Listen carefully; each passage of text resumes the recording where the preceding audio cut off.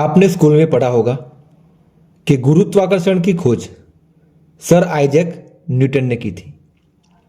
एक सेब पेड़ से गिरा और उन्होंने ग्रेविटी का सिद्धांत बना डाला।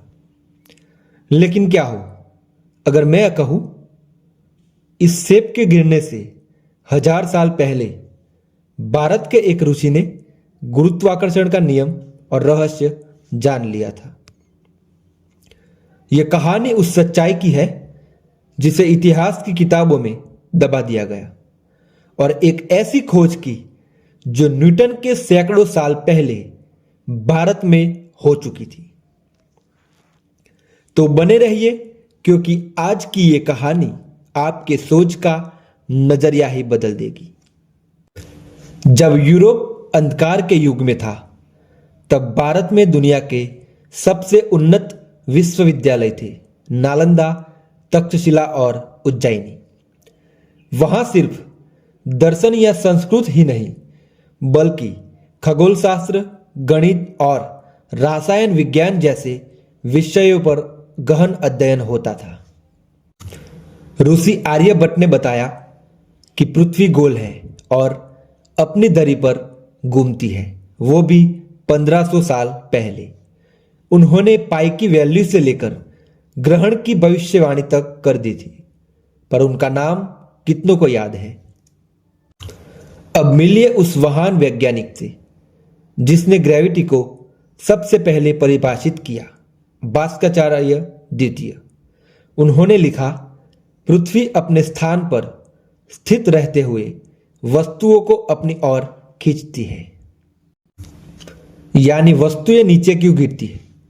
इसका कारण उन्होंने बताया ग्रेविटी, जो उस समय गुरुत्वाकर्षण कहा जाता था।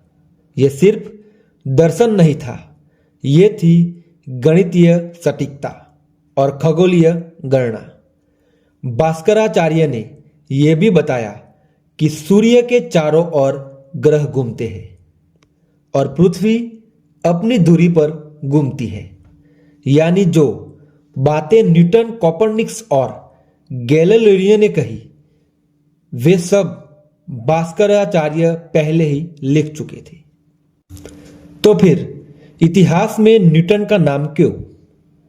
तो सवाल उठता है, अगर यह खोज भारत में हो चुकी थी तो क्रेडिट न्यूटन को क्यों मिला? क्यों हमारे ग्रंथ किताबों से गायब कर दिए गए? उत्तर है औपनिवेशिक मानसिकता। जब अंग्रेज भारत आए तो उन्होंने सिर्फ हमारी जमीन नहीं छीनी, बल्कि हमारा गौरव, इतिहास और ज्ञान भी छीन लिया। मैकॉले एजुकेशन पॉलिसी के तहत भारतीय शिक्षा प्रणाली को नष्ट कर दिया गया।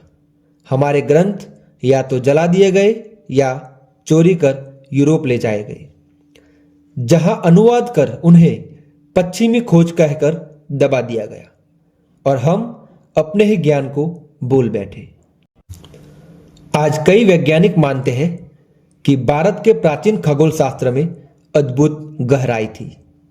नासा के शोधों में पाया गया है कि सूर्य सिद्धांत, आर्यभट्टीय और सिद्धांत शिरोमणि की गणनाएं आधुनिक गणना से मेल खाती है। यह केवल ज्ञान नहीं था, बल्कि साइंटिफिक थिंकिंग का मूल था। भारत वो देश था जहां गणना के लिए दशमलव का प्रयोग हुआ, जीरो की खोज हुई और खगोलीय घटनाओं को सटीक भविष्यवाणी से जाना गया। आज अगर हम अपने ग्रंथों को फिर से पढ़ें तो शायद हम भविष्य के विज्ञान की झलक मिल जाए। आज भारत फिर से उस पथ पर है जहां विज्ञान सिर्फ प्रयोगशाला की चीज नहीं, बल्कि संस्कृति का हिस्सा बन रहा है। चंद्रयान, गगनयान, आदित्य L1 ये सिर्फ मिशन नहीं है, ये है हमारी वैज्ञानिक विरासत की वापसी। लेकिन हमें ये याद रखना होगा कि हमारी ताकत सिर्फ आज की तकनीक नहीं, बल्कि हजारों साल पुराना ज्ञान भी है। हमें जरूरत है अपने बच्चों को यह बताने की कि ग्रेविटी एक सेब से पैदा नहीं हुई थी, बल्कि यह भारत के ऋषियों की देन है।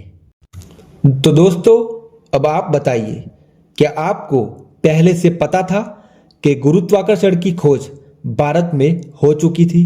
क्या हमारी शिक्षा प्रणाली में ऐसे ज्ञान को शामिल किया जाना चाहिए? नीचे कमेंट करें, अपनी राय बताएं और अगर वीडियो पसंद आया हो तो लाइक, शेयर और सब्सक्राइब जरूर करें, क्योंकि आने वाली वीडियो में हम और भी छिपे हुए ज्ञान और इतिहास और विज्ञान की परत खोलेंगे। जय हिंद, जय विज्ञान।